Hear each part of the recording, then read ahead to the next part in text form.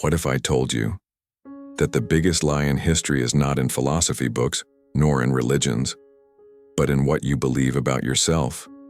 What if you hadn't born on the day of your first breath, but billions of years before, as part of an infinite consciousness that decided to play at forgetting who it was? Strange, isn't it? But according to the most documented readings of history, his soul is not an accident, nor a fall. It is the protagonist of a cosmic experiment, hidden for centuries. Now imagine the impact of that. Your every thought, your every emotion, your every choice is connected to the original instant the Creator spoke, and you came into existence. That energy still vibrates within you today, and understanding this origin can radically change how you see your challenges, your relationships, and even your identity. But brace yourself, because this revelation is not gentle. It goes against centuries of doctrines that have taught you that you are small, fragile, sinful. Edgar Cayce revealed something much greater. You were never a victim. You were a co-author of creation. According to Cayce, the soul was born from a divine breath so intense that it still reverberates in the universe. That moment was not just the beginning. It was the signature of an eternal pattern within every being. So sometimes you feel like you are capable of more than your current life shows. It is the memory of that creation whispering silently. We were not created in isolation, but in waves of emanation. Millions of souls emerged together, in spiritual families. That's why some people seem strangely close to us, as if we've always known them. These connections are not coincidence. They are echoes of a common origin, and every soul was born with a unique plan, a divine standard, a kind of cosmic score, with gifts, talents, intuition, and free will. Following it generates energy and vitality. Ignoring it brings emptiness and disconnection. But there was more. Along with these gifts, we were also given a bold mission. The Creator didn't want souls just to worship Him. He wanted creative partners. Our destiny was to explore all possible states of consciousness, expanding the universe itself through our experiences.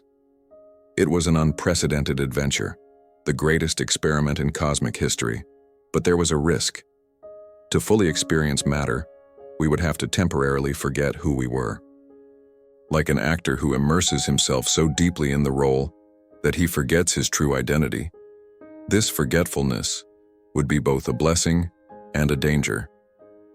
And so the descent began, first in thought forms, then in prototypes linked to the elements, minerals, and plants. Each stage was a deeper dive into density, and each step increased the risk of spiritual memory loss, until something happened, and the cycle of reincarnation began. Many souls have become so absorbed in matter that they have lost the memory of their divine origin. And that's when reincarnation was born, not as punishment, but as rescue. Each life became a chance to remember, to adjust the path, to pick up the lost thread. But not everyone forgot. Some kept the memory of the spirit alive, even amidst the density of matter. It was the masters, guides, and healers who lit light in the midst of darkness. They entered the labyrinth not because they were lost, but to help their brothers who couldn't find the way out. And every soul, even the most dormant, carries within itself a secret compass, the return pattern. This internal mechanism manifests itself as intuitions, dreams, coincidences. It's like an old song that makes you miss a place you've never seen. This inner calling is the soul pointing back home. Little by little, some souls began to remember, even while living in the physical body. Cayce called this bridge consciousness, the ability to live fully in matter, without losing connection with the spirit. It's like speaking two languages naturally, human and divine. These souls are called complete. They went through the entire cycle, from pure spirit to the density of flesh, and back to memory. But now they bring new baggage. Wisdom, scars, stories. They are not perfect, they are whole. And many today feel this calling, That restlessness that life can't just be routine, bills and obligations, is a sign that the awakening has already begun. This individual transition connects to something larger, a collective movement that Cayce called the harvest phase. Cayce said that our current time represents the harvest. Thousands of souls are awakening together, completing the great experiment of matter. That's why there's so much spiritual searching, so much thirst for meaning, so much transformation happening now. It is like a fertile season.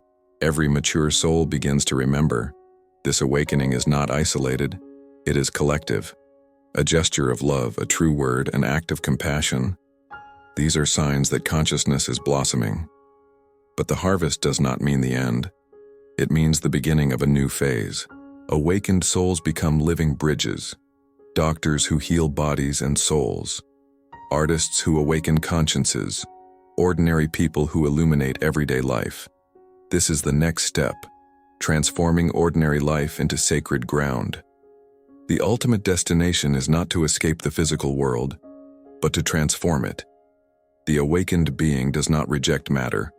He recognizes it as the vibration of the spirit. Every act becomes an opportunity for divine expression. It's creative work, caring for someone, the simple gesture of listening carefully.